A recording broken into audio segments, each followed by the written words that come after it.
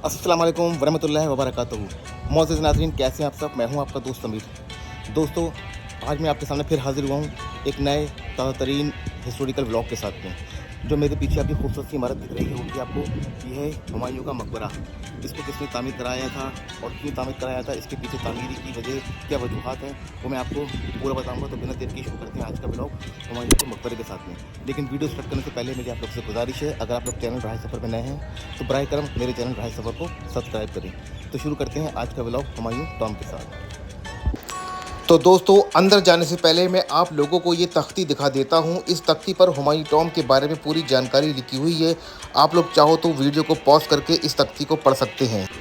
दोस्तों, ये हुमायूं का मकबरा हिंदुस्तान की सरजमी पे मुगलिया सल्तनत का पहला मकबरा है, जिसकी संग बुनियाद बादशाह हुमायूं की बेगम हमीदा बानो ने रखवाई थी।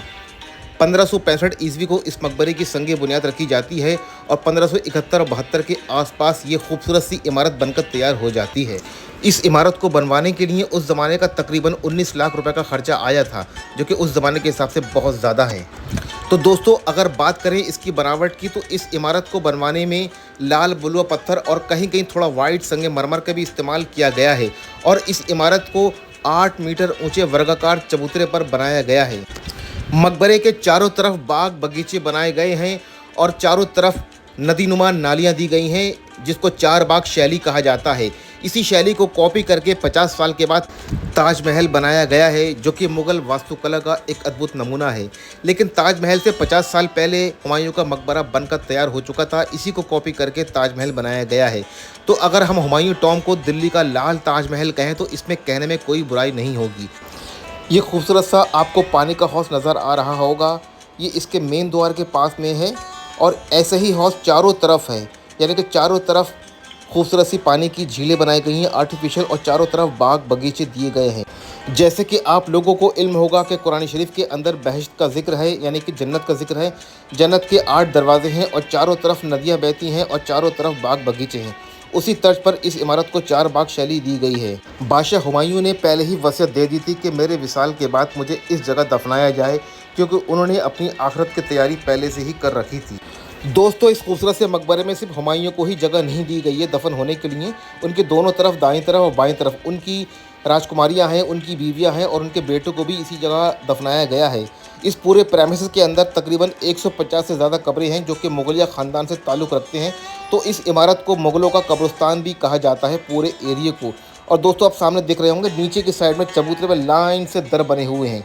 ये देखिए, मैं दिखा रहा हूँ आपको, ये देखिए लाइन से दर बने हुए हैं। इन दरों के अंदर भी बहुत सारी कब्रें हैं और ये आपको रास्ता दिख रहा होगा ऊपर जाने का। चलिए, मैं अभी आपको ऊपर लेकर चलता हूँ मेन कब्र के पास में। फ़िलहाल ये सीढ़ियाँ हैं ऊपर मकबरे की जानिब जाती हैं, तो हम ऊपर जाएंगे और आपको मैं मेन कब्र दिखाऊंगा जो बादशाह हुमायूं की है और उनकी महारानियों की भी कब्र है। कुछ और यहाँ पर जो मुग़लों के वंशज थे, उनकी औलादें थी, उनके पोते पड़पोते, सबको इसी जगह पर दफनाया गया है। जैसे कि मैंने आपको भी बताया था कि इसे मुग़लों का कब्रिस्तान भी कहा जाता है। माशाल्लाह तबारकल्लाह। दोस्तों, ये देखिए, बहुत ही अच्छा खूबसूरत सा ये प्रेमिसेस है। मैं अभी उस गेट से आया हूँ, सामने को गेट दिख रहा होगा। ये बू हलीमा गेट भी इसको कहा जाता है। माशाल्लाह तबारकल्लाह। दोस्तों, इस खूबसूरत सी इमारत के भी 8 दरवाजे हैं, जैसे कि मैंने अभी आपको बताया था कि जन्नत की तर्ज पर ही इस खूबसूरत से मकबरे को बनाया गया है। दोस्तों, सबसे पहले मैं आपको इस चीज़ की बनावट दिखा देता हूँ। माशाल्लाह देखिए, लाल बलुआ पत्थर को कितने अच्छे तरीके से कार्विंग यानी कि नक्काशी करके बनाया गया है। और ये देखिए, ये मकबरे को चारों तरफ से जालियों से कवर कराया गया है और जालियों के बहुत अच्छी डिज़ाइन से उसको सजाया गया है चारों तरफ से। माशाल्लाह तबारकल्लाह। अभी इस मकबरे के अंदर चलेंगे और इसमें कितनी कितनी कब्रें हैं वो भी मैं आपको अभी दिखाने वाला हूँ। तो इस तरफ से रास्ता है, अभी चलते हैं। दोस्तों, ये रहा मकबरे के जाने का, अंदर जाने का मेन एंट्रेंस। ये सीधा रास्ता जाता है। अभी इसके अंदर चलते हैं और मेन कब्र दिखाते हैं कि बादशाह हुमायूं की और उनकी जो बेगम थी, उनकी महारानियाँ थीं, उनकी भी कब्र इसी मकबरे के अंदर है। तो फिलहाल बिना देर किए चलते हैं मकबरे के अंदर की जानिब। अस्सलाम वालेकुम अहले कबूर। तो दोस्तों ये वो मकबरा है जहाँ पर बादशाह हुमायूं को मदफन किया गया। पहले मैं आपको हुमायूं की मेन कब्र दिखा देता हूँ।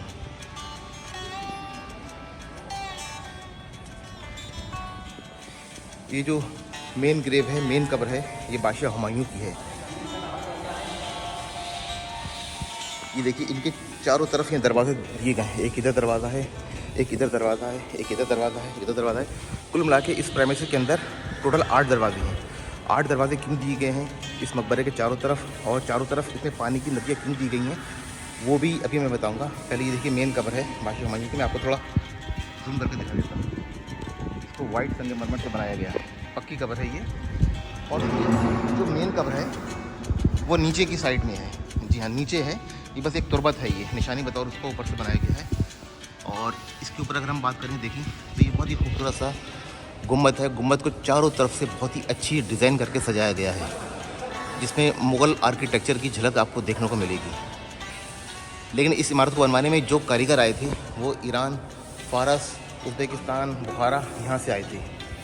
उन्होंने ही इस खूबसूरत इमारत को तामीर कराया था। जो कारीगर ताजमहल में लगे थे वही कारीगर, उसी मुल्क के कारीगर इस खूबसूरत सी इमारत को बनाने में लगे थे, बुलाया गया था उनको।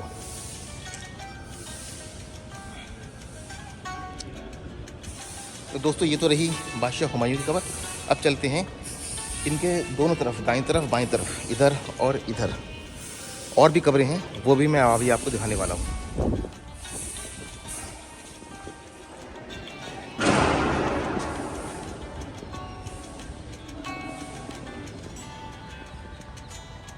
जी हाँ दोस्तों, ये जो कब्रें नज़र आ रही होंगी आपको, ये बादशाह हुमायूं की बेगमों की कब्रें हैं, यानी कि उनकी महारानियों की। क्योंकि पहले राजा महाराजा बादशाह नवाब लोग जो फौत होते थे तो पहले वसीयत करके जाते थे कि उनके दोनों साइड में उनकी महारानियों को, उनकी शहजादियों को दफन किया जाए। तो ये जो कब्रें नज़र आ रही होंगी ये उनकी बेगमों की हैं। और एक ठीक एक साइड में, अपोजिट साइड में कुछ और कब्रें हैं, वो भी इन्हीं के ख़ानदान की, इन्हीं की जो ख़वातीनें थीं उनकी भी कब्रें हैं। वहाँ भी मैं आपको लेकर चलता हूँ। एक सामने कमरा दिख रहा होगा, जैसे कि मैंने आपको दिखाया ये मेन एंट्रेंस था बादशाह हुमायूं के मकबरे का। और सामने जो आपको कब्र नज़र आ रही होगी ये हुमायूं की कब्र थी। और इसके इस साइड में इनकी बेगमों की कब्रें हैं, यानी कि लेफ़्ट साइड में। और अगर हम जाएं राइट साइड में तो यहाँ भी कुछ कब्रें मौजूद हैं, वो भी इनकी शहजादियों की, इनकी बेगमों की कब्रें हैं। जी हाँ, तो ये देखिए यहाँ भी 3 कब्रें हैं।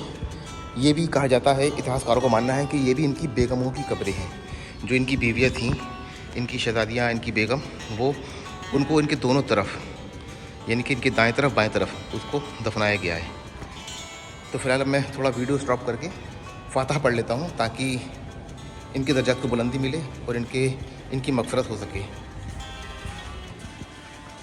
क्योंकि हम लोगों का अहले सुन्नत वल जमात का अक़ीदा है कि किसी की कब्र पे जाओ तो फातहा ज़रूर पढ़ो ताकि उस पर जो कब्र की सख्ती होती है वो कम हो जाए। तो फ़िलहाल मैं वीडियो बंद कर रहा हूँ, मिलता हूँ आपको फातहा पानी के बाद। तो फ़िलहाल दोस्तों अभी अल्हम्दुलिल्लाह मैं अंदर गया था। मैंने जो भी आराम फरमा रहे हैं बादशाह हुमायूं और उनकी जो भी बेगम थी, उनके अहले ख़ानदान के लोग थे, उन लोगों के लिए मैंने फातहा पढ़ के दुआ मांगी है कि अल्लाह सुब्हानहू व तआला उनकी दर्जात को बुलंदी दे, उनकी गुनाह कबीरा सगीरों को माफ़ फरमाए और उनको जन्नतुल फिरदौस में आला सला मकाम अता फरमाए। क्योंकि गलती सबसे होती है ज़िंदगी में, जो गलती नहीं करता है वो अल्लाह वाला बन जाता है, अल्लाह का वली बन जाता है। तो बादशाह हुमायूं तो उनसे भी कुछ ना कुछ गलती हुई होंगी। तो जो भी उन्होंने अपनी ज़िंदगी में गलती की है अल्लाह उनकी मग़फ़िरत फरमाए। और दोस्तों ये मेरे पीछे और आपको कुछ कब्रें दिख रही होंगी, छोटी छोटी कब्रें हैं, बड़ी बड़ी कब्रें हैं, वो भी मैं आपको दिखा देता हूँ। ये भी मुग़लिया ख़ानदान के लोगों की कब्रें हैं जो उस ज़माने में मुग़लिया ख़ानदान से अटैच थे या उनके यहाँ पैदा हुए थे। तो अगर मैं बताऊँ आपको तो इस पूरे प्रेमिसेस के अंदर ये पूरा जो हुमायूं टॉम है ये उस ज़माने में उनका ये पुश्तैनी ये प्लॉट था उनका। और बादशाह हुमायूं ने पहले से ये जगह का अपने लिए मुकर्रर कर दी थी कि मैं मरूँ तो मुझे इस जगह दफनाया जाए, इस जगह मेरा मकबरा तामीर कराया जाए। तो मुग़लिया सल्तनत में जितने भी लोग फौत होते थे उन लोगों को इसी जगह दफनाया जाता था। फ़िलहाल अब मैं आपको आगे की जो कब्रें हैं वो दिखाने वाला हूँ। तो दोस्तों अब मैं आपको ये कुछ कब्रें दिखा रहा हूँ। ये भी उस ज़माने की मुग़लिया ज़माने की कब्रें हैं, उनके ख़ानदान वालों की कब्रें हैं। ये आपको कुछ छोटी कब्रें भी इसमें नज़र आ रही होंगी। ये कुछ जो बच्चे फौत हो जाया करते थे तो उन लोगों को यहाँ दफनाया जाता था। इनमें से ये कब्रें आपको दिख रही होंगी, इनमें से एक कब्र जो है शाहजहाँ के बेटे दारा शिकोह, उनकी भी कब्र है। उनको भी यहाँ दफनाया गया था क्योंकि दारा शिकोह का कत्ल कर दिया था बादशाह औरंगज़ेब ने। कुछ गद्दी को लेके इख्तलाफ था उन लोगों के अंदर। कुछ लोग चाहते थे कि दारा शिकोह गद्दी पर बैठें और औरंगज़ेब चाहते थे कि सल्तनत की बागडोर मैं संभालूँ, क्योंकि उन्हें अपने जो वालिद थे उनके शाहजहाँ, उनसे भी इख्तलाफ था। वो उनको लगता था कि मेरे वालिद बादशाह शाहजहाँ ने हुकूमत को सही से नहीं चलाया, उन्होंने हुकूमत का पैसा ज़ाया किया है फिजूल इमारतें बनाने में। कुछ भी हो, लेकिन अलग अलग इतिहासकारों का अलग अलग मानना है। तो ये छोटी सी कब्र किसी बच्चे की है और ये कुछ कब्रें हैं ख़वातीनों की भी हैं इसके अंदर। ये देखिए छोटी सी कब्र बच्चे की है और वो पुरानी सी कब्रें हैं। तो इनमें से एक कब्र दारा शिकोह की है, बट इसमें कहना मुनासिब नहीं होगा कौन सी कब्र में कौन आराम फरमा रहा है, क्योंकि यहाँ पर किसी तख्ते पर बोर्ड नहीं लगा है। लेकिन अब नक्काशी देखिए दोस्तों, ये देखिए इस कब्र के ऊपर मैं आपको जूम करके दिखाता हूँ।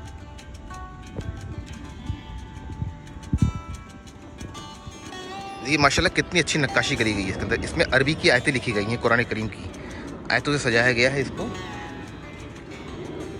ये देखिए बहुत ही अच्छी कार्विंग का काम करके, नक्काशी करके इसको अरबी की आयतों से सजाया गया है।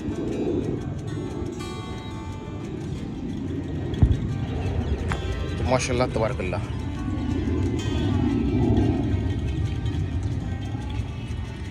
देखिए कब्र ये है और वहाँ भी कुछ बहुत सारी पुरानी कब्रें मौजूद हैं।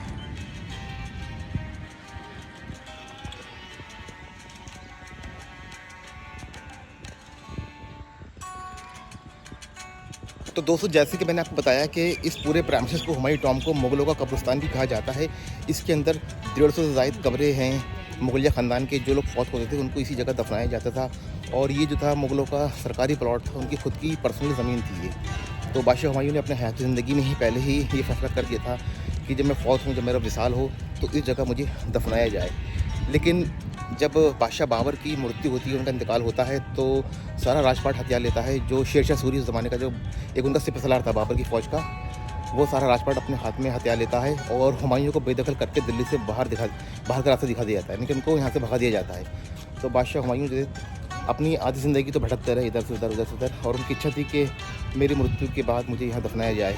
तो कुछ इतिहासकारों का मानना है कि जब बादशाह हुमायूं की मृत्यु हुई थी तो उनको किसी और जगह दफनाया गया था। बट जो बादशाह हुमायूं की एक बीवी थी, इनका नाम था हमीदा बानो, उन्होंने इस खूबसूरत सी इमारत की तामीर कराई शेरशाह के बाद, और फिर बादशाह हुमायूं की कब्र को दूसरी जगह से इस जगह शिफ्ट किया गया, उनको यहाँ पर दफनाया गया, क्योंकि उन्होंने बहुत ही दिल से इस मकबरे की तामीर चाहते थे वो। लेकिन अपनी हयाती ज़िंदगी में तो बादशाह हुमायूं पूरा ना कर सके, लेकिन उनकी जो बीवी थी हमीदा बानो, उन्होंने इस इमारत को मुकम्मल करवाया, खूबसूरती से इसको बनवाया, और वैसी ही खूबसूरती है जैसे खूबसूरती ताजमहल में आपको देखने को मिलेगी। दोस्तों ये जो आपको इमारत दिख रही होगी, मैं आपको आगे से दिखा देता हूँ। इसके चारों तरफ बाग ही बाग हैं और पानी की छोटी सी नदीनुमा नाली बनाई गई है यहाँ पर। इसके पीछे क्या वजूहत है? क्योंकि पहले जो बादशाह महाराजा हुआ करते थे, वो चाहते थे कि उनका मकबरा, उनकी इमारत, उनकी कब्र एक ऐसी जगह पर बने जहाँ पर बहश्त की फीलिंग आए, बहश्त यानी कि जन्नत की फीलिंग आए। आपको ये देखिए इधर से नदी दिख रही होगी, ऐसी ही सेम नदीनुमा नाली इस साइड बनाई गई है और ऐसी ही नदीनुमा नाली उस साइड दिखाई गई है। मैं आपको अभी दिखाऊंगा आगे जाकर। तो जैसे कुरान करीम में हमारा तज़किरा आता है कि जन्नत के 8 दरवाजे हैं, बहश्त के 8 दरवाजे हैं और चारों तरफ नदियाँ बहती हैं। तो उसी तर्ज पे मकबरों की तामीर कराया जाता था। उनकी चारों तरफ नदियाँ बनाई जाती थी आर्टिफिशियल, और चारों तरफ बाग बगीचे, खूबसूरती, हरियाली दिखाई जाती थी, ताकि जो लोग उनकी कब्र पर आए उसको फ्रेश एयर मिल सके, क्योंकि वो लोग नेचर को बहुत पसंद किया करते थे। जितने भी पुराने राजा महाराजा बादशाह रहे हैं, उन लोगों को नेचर से बहुत लगाव था, कुदरत की बनाई हुई चीज़ों को बहुत पसंद किया करते थे। इसी तर्ज पर चारों तरफ देखिए खूबसूरत से बाग बगीचे बनाए गए हैं, पेड़ पौधे लगाए गए हैं, नदियाँ, आर्टिफिशियल नदियाँ बनाई गई हैं ताकि जन्नत का एहसास हो सके। उन लोगों को लगता था कि मरने के बाद भी हमें ऐसा फील आए कि हम लोग जन्नत में आराम कर रहे हैं, लेकिन वल्लाहु आलम कब्र का हाल तो मुर्दा ही जानता है। माशाल्लाह बहुत ही खूबसूरत इमारत है। इसको अगर हम लाल ताजमहल कहें तो कहने में कोई बुराई नहीं है। दोस्तों अगर बात करें इस मकबरे की टाइमिंग की, तो सुबह 7 बजे से शाम 7 बजे तक सप्ताह के 7 दिन आप आराम से घूम सकते हैं, मात्र 60 रुपये का टोकन लेकर। लेकिन ये टिकट विदेशियों के लिए 600 रुपये का है। तो फिलहाल हम लोग जा रहे हैं नीचे की जानिब। दोस्तों ये कहानी थी हुमायूं के मकबरे की। हुमायूं के मकबरे को आपकी जो बेगम थी हुमायूं की, हमीदा बानो, उन्होंने बनवाया था। इसको बड़े दिल से बनवाया था क्योंकि आपके शौहर हुमायूं की इच्छा थी कि मरने के बाद मुझे इसी जगह पर दफनाया जाए। तो उनकी इच्छा के मुताबिक, उनकी वसीयत के मुताबिक हुमायूं को यहाँ पर दफनाया गया है। तो दोस्तों आज का ये मेरा छोटा सा वीडियो आपको अगर अच्छा लगा हो, इन्फॉर्मेटिव लगा हो, तो इसको लाइक करें, शेयर करें।